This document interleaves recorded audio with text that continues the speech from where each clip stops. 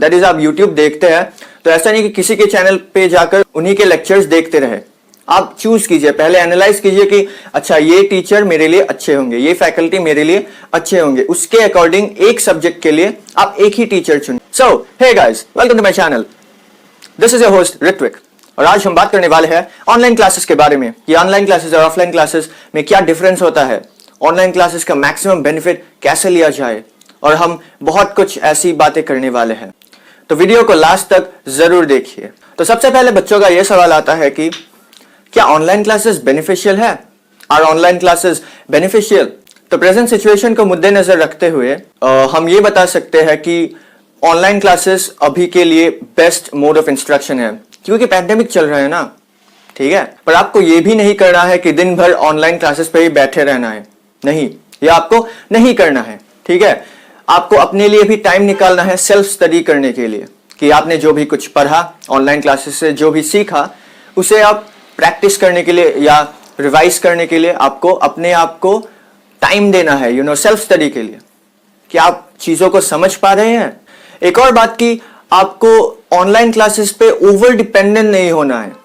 अब कुछ बच्चे होते हैं कि ऑनलाइन मुझे ये टॉपिक पढ़ाया गया तो इसी पे स्टिक करता हूं, और आगे अगर नहीं पढ़ाते तो मैं आगे नहीं बढ़ूंगा। नहीं, आपको ऐसा भी नहीं करना है।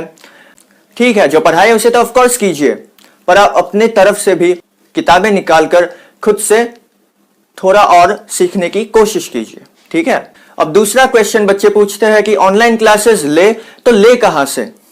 अब आजकल तो आपके पास बहुत सारे ऑप्शंस है ऑनलाइन क्लासेस के लिए। अगर आप फ्री कोर्स लेना चाहते हैं तो YouTube बेस्ट प्लेटफॉर्म है फ्री कोर्सेज के लिए। वहां पर आपको ढेर सारे चैनल्स मिल जाएंगे जो आपको फ्री एजुकेशन देते हैं। लेकिन अब कुछ बच्चे बोलेंगे कि हम तो फ्री पर विश्वास नहीं करते, हमें तो पेड कोर्स ही चाहिए। तो मैं तो नाम नहीं लूंगा, लेकिन मार्केट में बहुत सारे पेड कोर्सेज भी है जो ऑनलाइन आपको पढ़ाते हैं। एक और बात आपको ध्यान रखना होगा कि कुछ भी आप कोर्स ले, जैसे कि आपने कुछ फलाना कोर्स लिया, तो उसके बारे में आपको सबसे पहले रिसर्च करना है, उसका एनालिसिस करना है कि क्या वो कोर्स मेरे लिए अच्छा होगा। क्योंकि देखिए, हर बच्चे के लिए हर एक कोर्स सूट नहीं करेगा, क्योंकि हर एक बच्चा अलग होता है। तो बच्चे के नीड्स के ऊपर कोर्स सिलेक्ट करना बहुत ही ज्यादा जरूरी होता है, ठीक है। तो मुद्दे की बात यह है कि always research and analyse before joining any course और choosing any faculty on YouTube. That is आप यूट्यूब देखते हैं तो ऐसा नहीं कि किसी के चैनल पे जाकर उन्हीं के लेक्चर्स देखते रहे। आप चूज कीजिए, पहले एनालाइज कीजिए कि अच्छा ये टीचर मेरे लिए अच्छे होंगे, ये फैकल्टी मेरे लिए अच्छे होंगे, उसके अकॉर्डिंग एक सब्जेक्ट के लिए आप एक ही टीचर चुनिए, ठीक है।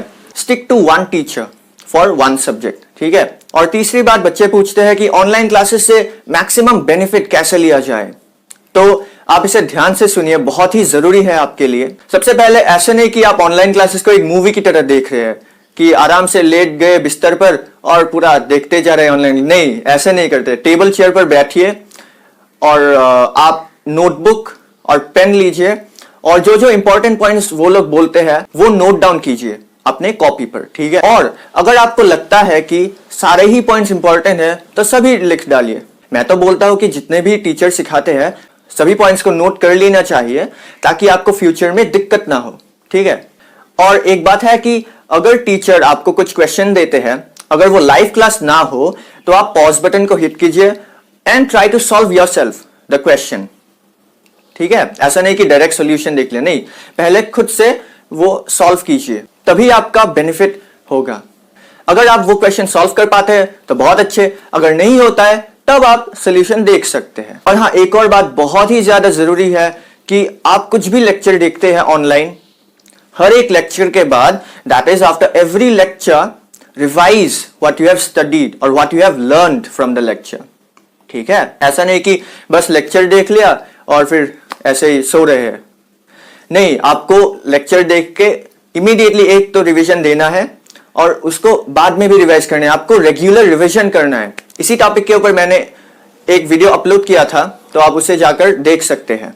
और हाँ, जो भी टॉपिक आप पढ़ रहे हैं यूट्यूब से या किसी भी ऑनलाइन प्लेटफॉर्म से, तो आप उसके ऊपर अच्छे खासे क्वेश्चंस प्रैक्टिस कीजिए, ठीक है। अच्छे क्वालिटी के क्वेश्चंस हो और अच्छे खासे क्वेश्चंस आप प्रैक्टिस कीजिए, तभी आपका कॉन्फिडेंस बूस्ट होगा, और अगर क्वेश्चन सॉल्व होता है तो बहुत अच्छा, सॉल्व नहीं होता है तो अगर ऑनलाइन प्लेटफॉर्म में कुछ सिस्टम तो होगा कि आप डाउट क्लियर कर सकते हैं, तो वहां से आप डाउट क्लियर कीजिएगा। लेकिन हाँ, खुद से सॉल्व करना या खुद से ट्राई करना बहुत ही ज्यादा जरूरी है, ये बात आप याद रखिए।